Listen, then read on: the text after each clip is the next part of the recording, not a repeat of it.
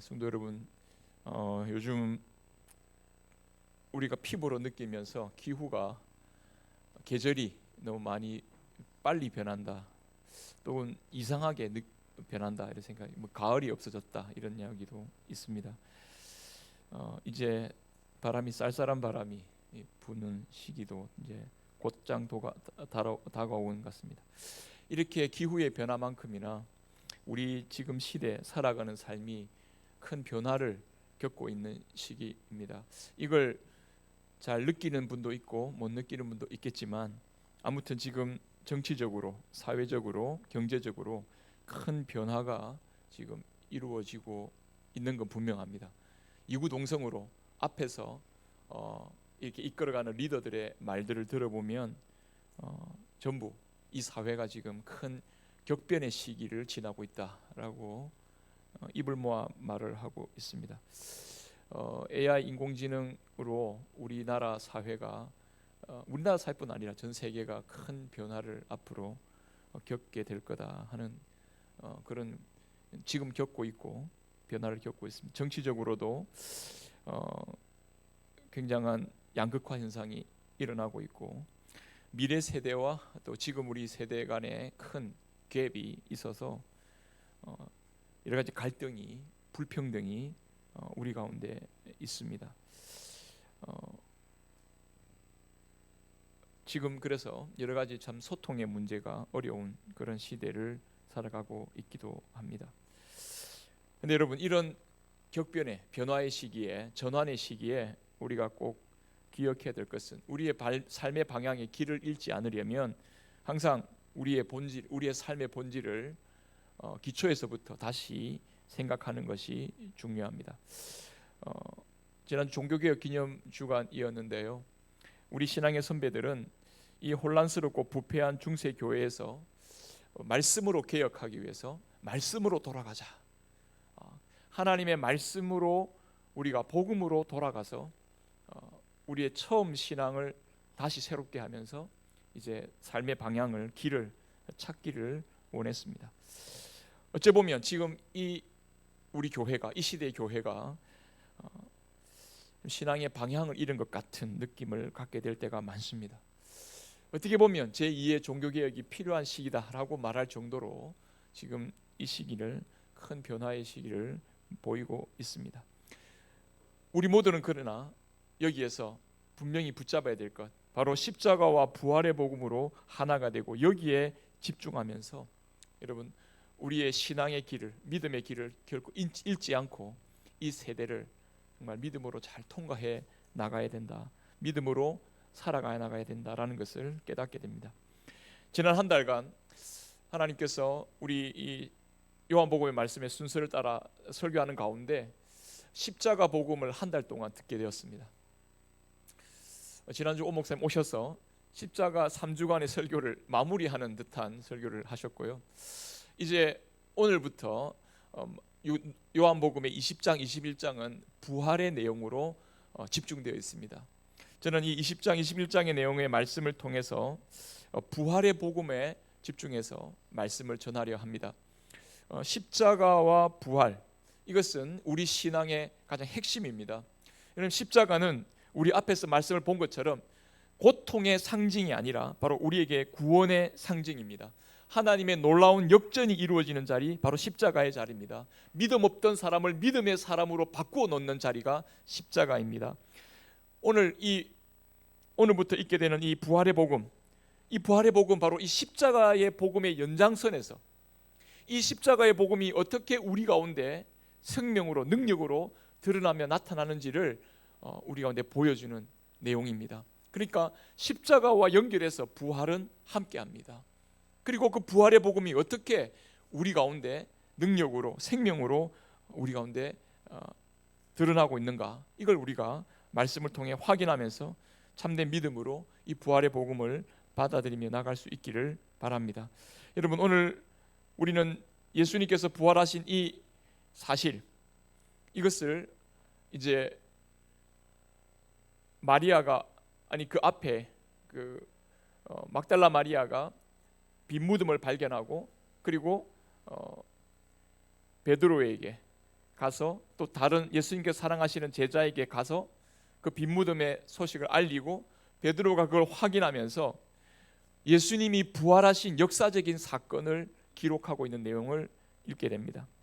그런데 오늘 말씀을 가만히 보면 이 부활을, 예수님이 부활하셨다는 사실을 믿는다는 사실이 빈 무덤을 보고 예수님 부활하셨네, 야 믿어야 되겠다, 이렇게 믿음으로 나가는 게 아니고, 예수님께서 막달라 마리아에게 찾아오셔서 마리아야 하고 불러주실 때 예수님, 부활하신 예수님을 알아보고 라보니, 선생님 하면서 부활의 예수님을 믿고 예수님의 말씀을 듣고 예수님 말씀을 들은 대로 제자들에게 알리면서 부활의 증인 노릇하는 이 막달라 마리아의 모습을 보게 됩니다. 다시 말해서 오늘 우리는 이 말씀을 통해 보면서 예수님이 2000년 전에 죽음에서 부활하셔서 그에게는 무덤이 없는 빈 무덤이었다라는 이 역사적인 사실,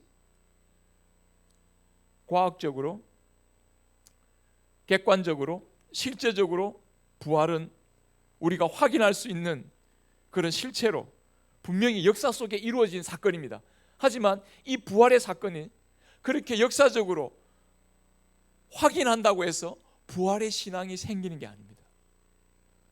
예수님이 부활하셨다는 이 사실은 오늘 지금 우리에게 예수님이 친히 말씀으로 여러분 개인으로 함께 하시면서 개개인에게 이 말씀을 들려주실 때, 이 말씀을 깨닫게 될 때, 부활의 예수님이 지금 살아계시는구나 하는 것을 깨닫게 되는 순간 우리는 부활신앙을 갖게 되고, 거기에서 예수님이 우리에게 주시는 하나님 아버지를 고백하게 돼, 하나님을 아버지라고 고백하게 되는 새 생명의 은혜를 거기서 맛보게 된다는 것을 오늘 말씀으로 듣게 됩니다.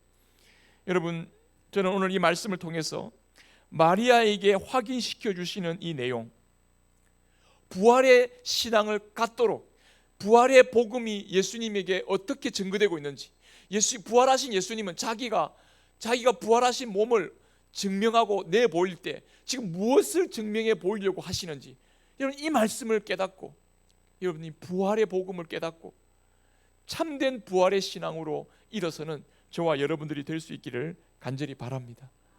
부활은 과거의 역사적인 사실로 끝나는 게 아니라 바로 지금 저와 여러분들에게 이루어지는 사건이고, 지금 우리에게 찾아오는 부활의 신앙은 지금 우리 가운데 지금 생명으로 역사하고 있다는 이 사실이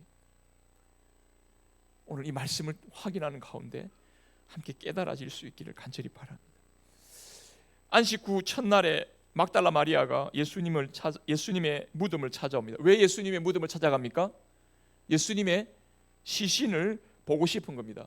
예수님의 시신을 보고 싶은 이유는 막달라 마리아가 자신을 7 귀신 들렸을 그때에 예수님께서 자기를 구원하여 주시고 말씀으로 가르쳐 주신 그 예수님에 대한 충성어리 마음이죠.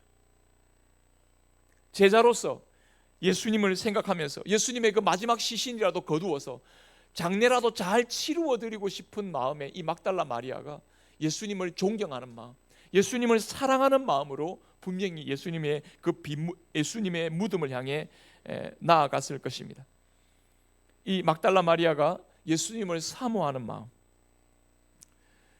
그 마음을 가지고 막달라 마리아는 빈 무덤을 찾아갑니다. 근데 돌이 무덤에서 옮겨진 것을 봅니다. 돌이 무덤에서 옮겨진 이것은요, 딱 보나마나 그때 당시 상황은 어떻습니까? 옛날에는 도굴이 아주 심했습니다. 여러분 무덤 안에 들어가면 뭐 마지막 장례에다가 뭐를 합니까?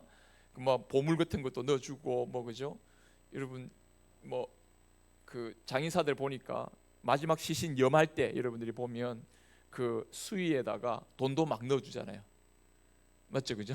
막 넣어줘요. 그래서 그 황천길 갈 때 노잣돈으로 쓰라고 그래서 막 넣어주고. 그러니까 사람들이 이제 딱 그 무덤 안에는 뭐가 있다 싶으니까요, 도굴이 심했습니다. 그렇기 때문에 막달라 마리아가 딱 보고 돌이 무덤에서 옮겨진 것을 보고, 옛날에는 이때 당시는 무덤이 돌 무덤이었습니다. 돌 안에다가 큰 바위 안에다가 서늘한 바위 안에다가 시신을 넣고 돌로 이렇게 막아놨거든요. 그런데 돌이 움직여진 건 이거는 보나마나 뻔합니다. 뭡니까? 누가 도굴꾼들이 왔다는 겁니다.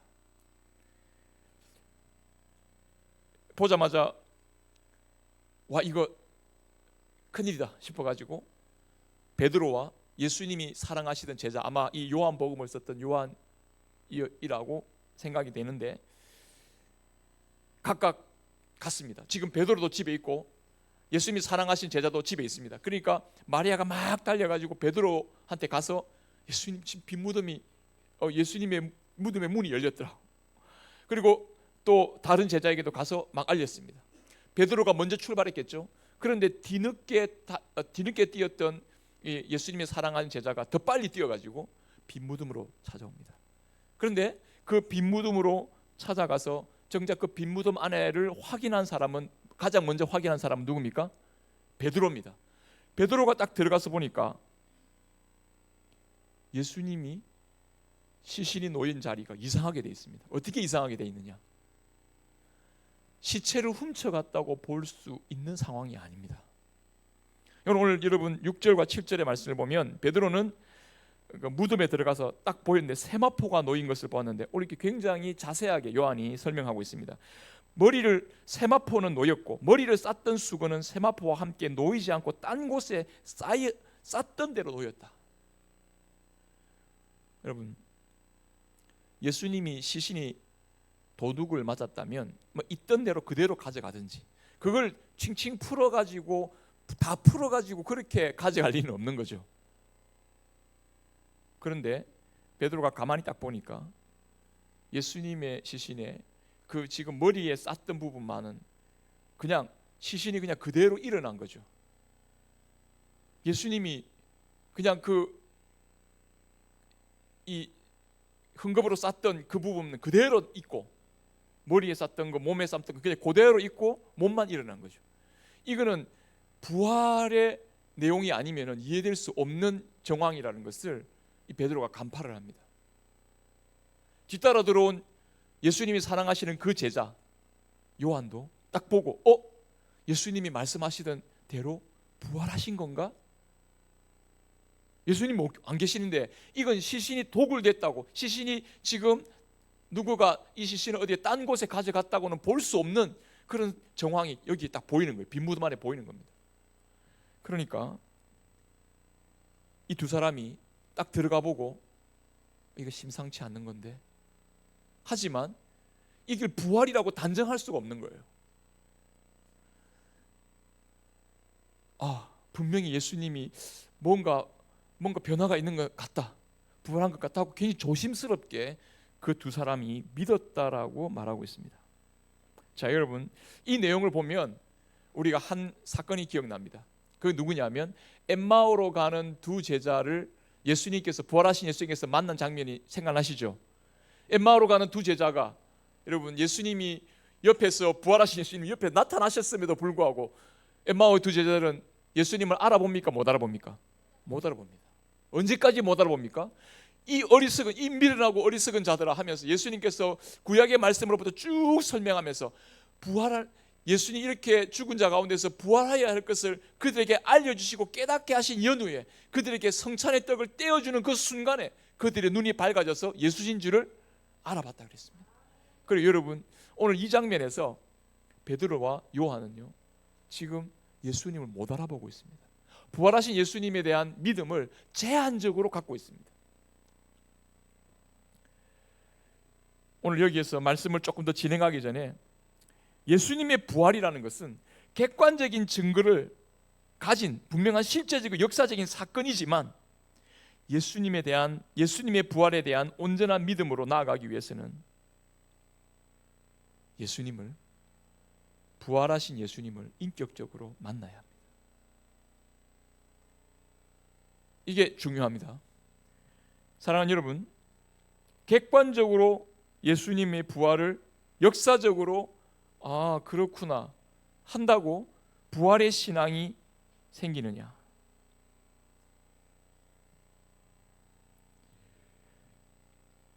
두 제자가 예수님을 못 알아봅니다. 부활하신 예수님을 믿지 못합니다. 그 다음 사건에 나오는 그 다음의 내용도 막달라 마리아도 예수님을 못 알아봅니다. 심지어 막달라 마리아는 빈 무덤 안에 두 제자가 본 것과는 전혀 다른 모습을 봅니다. 어떤 모습을 봅니까? 두 천사가 그 무덤 안에, 한쪽에는 예수님 시신의 머리 쪽에, 한쪽에는 시신의 발 쪽에 앉아 계시는 두 천사가 있는 것을 보고도 마리아는 그 천사들 보고 놀라지도 않습니다. 지금 마리아의 마음에는 예수님의 시신을 찾아야 되겠다는 생각으로 꽉 차 있기 때문에 딱 보니까 두 천사가 있는 거예요. 그 사람인가 뭔가 싶어가지고 우리 선생님 시신이 어디 있을까요? 누가 가져갔으면 제가 좀 가서 가지고 올게요. 남자 시신이 얼마나 무겁습니까? 자기가 어떻게 갖고 올 거라고 지금 말도 안 되는 이야기를 하는데, 지금 자기도 자기 말이 무슨 말인지도 말하고 막 말하고 있는 거예요. 근데 지금 이 상황에서 여러분, 마리아는 베드로와 요한이 보는 것과는 다른 모습의 빈 무덤을 봅니다. 두 천사가 예수님의 시신을 머리와 다리 쪽에 함께 있는 것을 봅니다. 여러분, 빈 무덤 하나 가만히 보면 그야말로 성소 안에, 지성소 안에 두 그룹의 언약궤에 있는 언약궤의 두 천사가 그 언약궤 위에서 이렇게 언약궤를 보호하고 있는 것과 똑같은 모습으로 지금 나타나고 있습니다. 이게 어떤 자리입니까? 예수님의 빈 무덤, 바로 그 빈 무덤에는 하나님의 임재의 상징인, 어떻게 보면 지성소, 성소 안의 그 모습과 똑같은 모습, 하나님이 함께하고 계시는 현상과 똑같은 현상이 거기에서 지금 이루어지고 있는 거예요. 이 마리아는 이거 못 깨닫습니다. 마리아는 못 깨닫지만 예수님은 지금 이 현실을 마리아에게 보여주고 있습니다. 그리고 한 걸음 더 들어가서요, 마리아, 그 빈 무덤 바깥에, 예수님 뒤에, 마리아 뒤쪽에 딱 서가지고 예수님이 마리아 뒤에 딱 있는 거예요. 한마디 하십니다. 여자여, 어찌하여 울며 누구를 찾느냐? 마리아는 순간적으로 이 사람이 이 동산지기, 이 무덤을 지키는 동산지기인가 싶어서 고개를 딱 돌려서 주여, 당신이 옮겼거든 어디 두었는지 내게 이르소. 내가 그리하면 가져가리이다. 어떻게 했으니 자기 선생님의 시신을 찾기 위해서 예수님에 대한 사랑의 마음으로 끝까지 마리아는 함께하고 있습니다. 이 말을 듣고 예수님께서 한순간 가만히 계시다가 16절에 보면 예수님이 이렇게 말합니다. 마리아야. 그 부활 아침에 아무도 없는 그 새벽에 마리아야 하는 소리가 들립니다. 마리아야 하는 그 소리를 듣고 마리아는 라보니, 선생님, 히브리 말로 선생님이라는 말로 응답합니다. 자, 여러분, 이 울고 있는 마리아에게 마리아라고 불러주시는 예수님의 몸이 지금 없고 빈 무덤만 남아있는 그 자리에서 왜 우느냐고, 누구를 찾느냐고 예수님 질문하시면서 마리아야 라고 부르시는 그 예수님, 여러분, 여기에서 마리아는 부활의 예수님을 만납니다. 여러분, 이건 굉장히 인상적인 장면이지 않습니까? 예수님의 그 객관적인 증거를, 부활의 객관적인 증거를 보고도 믿지 못하는 마리아에게 주님이 살아계심을 인격적으로 확인시켜주는 그 자리에서 부활의 신앙을 갖게 됩니다. 요한복음 10장 3절과 4절 말씀이 이 자리에서 생각이 납니다. 우리 같이 한번 읽겠습니다. 시작. 문지기는 그를 위하여 문을 열고 양은 그의 음성을 듣나니 그가 자기 양의 이름을 불러 각각 인도하여 내느니라. 자기 양을 다 내놓은 후에 앞서가면 양들이 그의 음성을 아는 고로 따라오되. 지금 마리아야 부르시는 그 예수님의 음성은 목자의 음성이었습니다. 그 목자의 음성으로 마리아를 부르니 마리아가 그걸 알아듣고 선생님이라고 응답하면서 지금 그 부활의 아침 새벽에 여러분 다른 사람 아무도 모르는 그 두 사람만의 그 인격적인 교감과 그 대화, 그 만남 속에 마리아는 예수님이 부활하신 것을 거기 보게 됩니다. 여러분, 부활의 예수님을 깨닫는 장면, 막달 마리아 어떤 여인입니까? 7 귀신들 정신적으로 어찌 보면 정신분열증을 안고, 지금 우리로 따지면 정신분열증을, 사람들이 그 사람 말을 제대로 온전한 말로 여길 수 있는 사람이겠습니까? 마리아는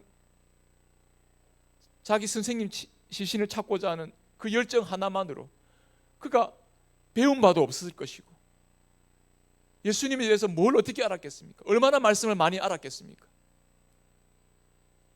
그가 뭐가 가진 것이 있겠습니까? 그저 비통한 마음으로 울고 있는 이 마리아를 예수님 찾아가셔서 마리아야, 주님이 불러주시는 그 음성을 마리아가 듣고 주님 앞에서 예수님이 부활하셨다는 사실을 깨닫게 되고 그 복음을 그때부터 듣게 됩니다. 여러분, 예수님의 십자가와 부활의 복음을 깨닫는 것은 우리가 똑똑해서, 우리가 뭔가 다른 사람보다 더 나은 것이 있어서, 여러분 결코 그렇지 않습니다. 예수님의 이 부활에 대한 객관적인 증거인 빈 무덤과 그 예수님이 감쌌던 그 수위조차도, 그 천사의 증언조차도 마리아에게 예수님의 부활을 확신시켜 주지 못했지만 예수님께서 부르시는, 부활의 예수님께서 부르시는 그 한마디 음성, 그 음성이 이 마리아의 마음을 움직입니다. 여러분, 부활의 주님께서 지금 저와 여러분들을 말씀을 통해 불러 한 사람 한 사람을 부르고 계십니다. 여러분, 이 음성은 다른 사람이 듣는 게 아닙니다. 내가 듣고 라보니요 하고 선생님하고 응답하면서 주님을 따라가는 겁니다. 예수님께서 지금 인격적으로 우리에게 말씀하고 계시고 지금 우리에게 함께 하시면서 그 음성을 들려주시는데, 가난한 마음으로, 겸손한 마음으로, 주님을 사랑하는 마음으로 주님 앞에 나아가며 주님을 찾고자 하는 그 사람에게 주님은 그의 음성을 들려주셔서 지금도 부활하여 살아계시는 주님을 만나야 부활의 그 복음을 그에게 듣게 해 주시는 줄 믿습니다. 여러분, 부활의 예수님은 놀라운 방식으로 우리를 찾아오십니다. 우리는 부활의 예수님을 생각하면요, 예수님께서 부활하셨다, 야, 그러면 어땠습니까? 죽음에서 살아나신 예수님이 정말 이러면 이 천지가 개벽할 일 아닙니까? 죽은 사람이 살아났습니다. 이게 천지가 개벽할 일입니다. 그러면요, 저 같으면 어떻게 했습니까? 나한테 십자가에 못 박은 놈 나와. 자, 한 놈 나와. 부활의 권능으로 너희를 내가 한번 어떻게 하겠다. 여러분, 예수님께서 부활하시고 난 다음에 어떤 권능을 보이셨습니까? 부활하신 예수님이 어떻게 사람들을 만나시고 찾아오셨습니까? 내가 봐, 내가 죽음에서 살아났어. 내가 천지가 개벽할 일을 내가 일으켰어. 나를 보라고, 이제 나를 숭배해, 이제 나를 믿으라고, 이렇게 자기를 나타내 보이신 것이 아니라 조용히 마리아를 찾아갑니다. 울고 있는 마리아를 찾아갑니다. 부활하신 예수님이 어떤 권능을 보이십니까? 여러분, 절망하고 고통하고 울고 마음 아파하고 심령이 낮아져 있는 그 사람을 부활의 예수님이 찾아가십니다.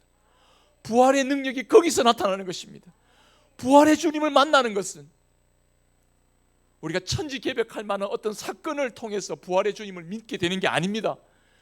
부활하신 주님의 음성을 들을 때 예수님의 부활을 확신하고 그 속에서 부활신앙을 갖게 되는 것입니다. 예수님은 세상이 깜짝 놀랄 방식으로 부활을 드러내시는 것이 아니라 울고 있는 여인에게 조용히 찾아가셔서 그를 부르시고 그를 위로하시면서 그를 일으켜 세우시면서 부활의 능력을 나타내어 주시는 것입니다. 부활의 음성을 듣고, 부활하신 예수님의 그 음성을 듣고 여러분들에게 찾아오신 그 부활의 주님을 믿고 나아가는 저와 여러분들이 되기를 바랍니다. 부활의 주님을 인격적으로 만나는 그 자리에서 주님이 죽으신 게 아니라 살아나 계시는구나. 현재형입니다. 부활은 현재형입니다, 여러분. 부활의 예수님은 지금 살아 계십니다. 살아 계셔서 저와 여러분들에게 그 음성을 들려주고 계십니다. 부활의 능력은 거기서 나타나는 거예요. 부활의 능력은 딴 데서 나타나는 게 아니라 주님이 저와 여러분들을 불러주시면서 그 부르시는 그 음성이 우리에게는 생명의 음성으로, 그 음성을 듣고 믿는 자마다 여러분 우리의 삶에 예수님이 가지셨던 하나님의 자녀로서의, 하나님의 아들로서의 그 생명력을 우리 가운데 나타내어 주시고 우리 가운데 그 부활의 생명을 우리 가운데 허락해 주시는 줄 믿습니다. 여러분 이어지는 말씀을 보면요, 주님이, 부활의 예수님께서 마리아에게 나를 붙들지 말라 이렇게 말씀하십니다. 이 말씀이 무슨 말씀인가요? 지금 마리아가 붙들었다는 말입니다. 예수님하고 붙들었던 거예요. 선생님 하면서 그를 붙잡은 겁니다. 왜 붙잡았을까요? 예수님이, 부활하신 예수님이 너무 신기하고 놀라우니까 예수님 자기 옆에 두려고 그냥 예수님하고 딱 붙들었던 거예요. 근데요, 여러분 여기서 이 붙들었다는 이 표현, 나를 붙들지 말라고 했을 때 이 붙들었다는 표현, 이는 그냥 만지지 말라가 아니고요, 나를, 지금 그 다음에 이어지는 말은 뭡니까? 내가 아직 아버지께로 올라가지 않아서 지금 아버지께로 간다 이 말입니다. 내가 나를 여기에 붙들어 두면 안 된다. 나를 아버지께로 가게 해라. 지금 예수님은요, 부활하시고 난 이후에 아버지께로 갑니다. 지금 여기에서 복음이 나옵니다. 부활하신 예수님이 마리아야 부르고 난 다음에 그 자리에서 마리아의 경배를 받고 마리아의 그야말로 경배의 대상으로 그 자리에 서 계신 게 아니라 예수님은 이제 아버지, 하나님 아버지 보좌 우편으로 갑니다. 마리아가 그 붙들고 있으면 안 됩니다. 왜 붙들고 있으면 안 됩니까? 여러분, 우리는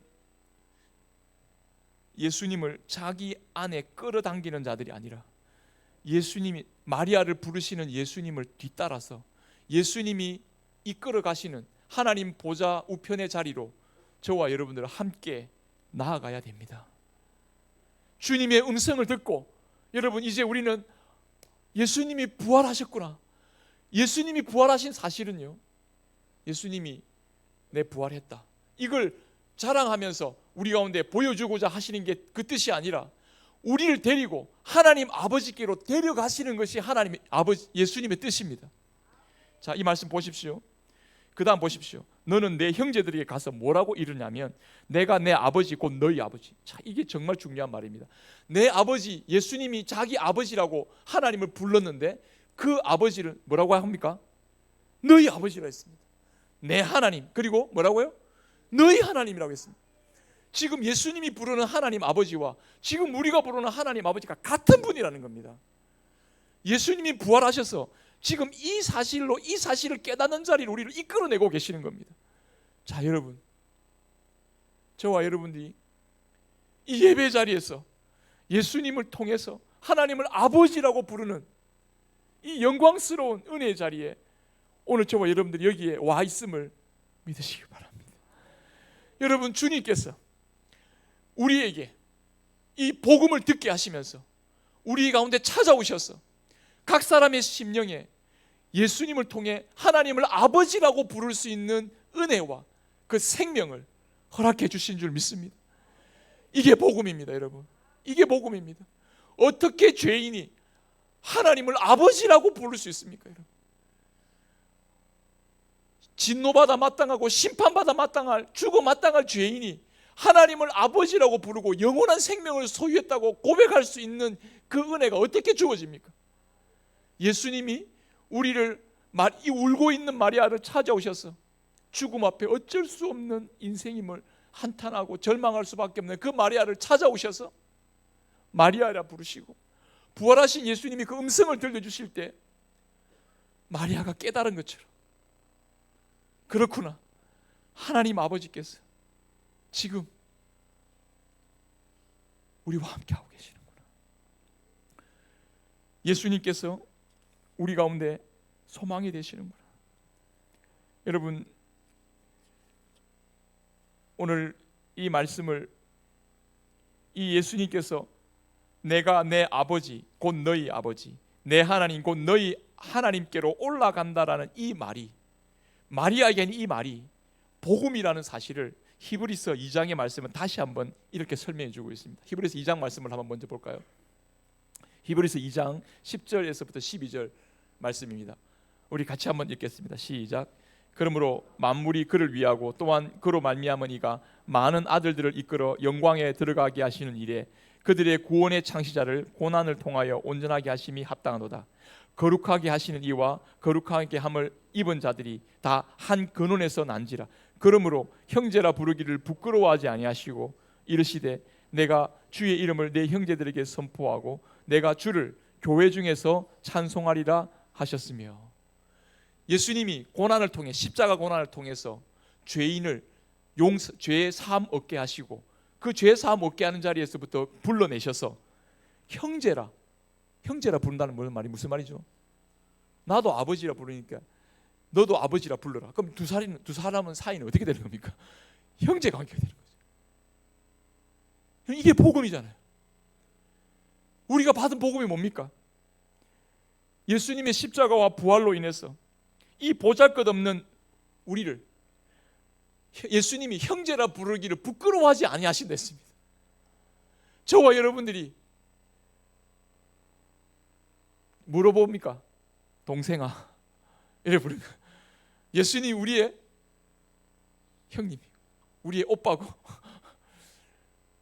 그런데 이걸 그렇게 부르는 걸 부끄러워하지 아니하시고 예수님을 통해서요 하나님을 아버지라 부를 수 있도록 하나님께서 우리 가운데 은혜를 베풀어 주고 계십니다. 십자가를 통해 이루신 이 놀라운 복음,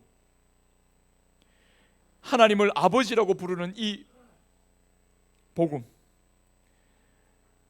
성도 여러분, 저는 하이델베르 요리문답에 나오는 신앙의 고백 내용을 굉장히 좋아하는데 그 중에 26문에 보면은 이렇게 나와 있습니다. 천지의 창조주 전능하신 성부 하나님을 믿습니다라는 이 고백의 내용이 어떤 내용인지를 이렇게 말하고 있습니다. 한번 읽어보겠습니다. 같이 한번 읽어보겠습니다. 답을 같이 읽어보겠습니다. 시작. 우리 주 예수 그리스도의 영원하신 아버지께서 아무것도 없는 중에 하늘과 땅과 그 가운데 있는 모든 것을 창조하셨고 또한 그의 영원한 작정과 섭리로서 이 모든 것을 영원히 보존하고 다스리심을 믿으며, 그 다음이 중요합니다. 같이 읽겠습니다. 시작. 이 하나님께서 그의 아들 그리스도 때문에 나의 하나님과 나의 아버지가 됐음을 믿습니다. 그분은 전적으로 신뢰하기에 그가 나의 몸과 영혼에 필요한 모든 것을 채워주시며 이 눈물 골짜기 같은 세상에서 당하게 하시는 어떠한 악도 합력하여 선을 이루게 하실 것을 나는 조금도 의심치 않습니다. 그는 전능하신 하나님이시기에 그리하실 수 있고 신실하신 아버지이시기에 그리하기를 원하십니다. 아멘. 여러분, 이제 우리가 하나님을 아버지라 부르는 사람이 되었다는 게 어떤 의미인 줄 아십니까? 이제 여러분들은 하나님 아버지의 그 섭리의 손길 아래 사는 자들이 된 것입니다.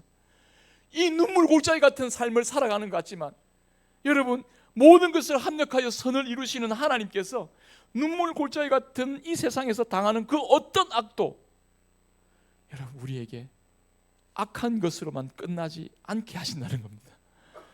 주님께서 그것을 돌려서 합력해서 선을 이루게 하신 것을 우리는 조금도 의심하지 않습니다. 왜냐하면 하나님은 나의 아버지가 되시기 때문입니다. 아버지의 선하심을 믿으시기를 바랍니다. 그렇습니다. 여러분 눈물 골짜기라고 절망이 되십니까? 여러분 지금 살아가는 순간순간이 여러분들이 고난이라고 혼란스럽다고 뭐 어디로 가는지 모르겠다고 여러분 방황하는 마음이 생깁니까? 여러분, 예수 그리스도 안에서 하나님을 아버지라 부르고 기도하는 여러분, 염려하지 마십시오. 하나님께서 여러분들 눈물 골짜기 같은 이 삶의 자리에서 당하는 어떤 악도 하나님께서 여러분들을 절대로 해하지 못하도록 여러분 붙들고 여러분 인도해 가실 줄 믿습니다. 전능하신 하나님이시기에 그리하십니다. 신실하신 아버지가 되시기 때문에 그렇게 하실 줄 믿습니다. 우리 여러분, 오늘 이 말씀이 저와 여러분들에게는 복음으로 다가오고, 오늘 에베소서 2장 4절 6절의 말씀에 보면 긍휼이 풍성하신 하나님이 우리를 사랑하신 그 큰 사랑을 인하여 허물과 죄로 죽은 우리를 그리스도와 함께 살리셨고 또 함께 일으키사 그리스도 예수 안에서 함께 하늘에 앉히시니 이는 그리스도 예수 안에서 우리에게 자비하심으로 그 은혜의 지극히 풍성함을 오는 여러 세대에 나타내려 하심이라. 부활의 주님은 이 복음을 듣고 믿는 자들의 그 삶의 현장과 그 삶의 한 사람 한 사람에 함께 하시고 주님께서 그를 찾아가십니다. 여러분, 이후의 말씀을 한번 보십시오. 예수님께서 막달라 마리아를 찾아가시고 그 다음 12제자를 찾아가시고 12제자를 찾아갔을 때 도마가 빠져 있으니까 다시 도마를 그 다음 주에 찾아가십니다. 여러분, 우리는 복음이 선포되는 이 현장에서 주님이 우리를 찾아오셔서 각 사람에게 그 음성을 들려주시고 하나님을 아버지라 부를 수 있는 이 복음을 듣게 해 주신 줄 믿습니다. 이제 여러분들을 끌어올려 하나님의 은혜의 보좌 우편으로 여러분들을 끌어올리셨습니다. 이 부활의 신앙을 여러분, 이 세상 가운데 눈물 골짜기 같은 삶을 지나가는 가운데 이 신앙으로 굳게 서기를 바랍니다. 흔들리기 쉽고 방황하기 쉽고 길 잃기 쉬운 이 세상의 삶의 자리에서 우리가 바로 하나님 보좌 우편으로 끌어올려진 하늘에 속한 자님을 여러분들이 기억하시면서 이 천국 순례자로서의 삶의 걸음을 여러분 당당하게 걸어갈 수 있기를 바랍니다. 이 믿음의 길에서 우리 함께 서로 격려하고 우리 함께 주님을 찬양하며 우리 함께 주님을 높이는 복된 삶의 길이 다 될 수 있기를 간절히 바랍니다.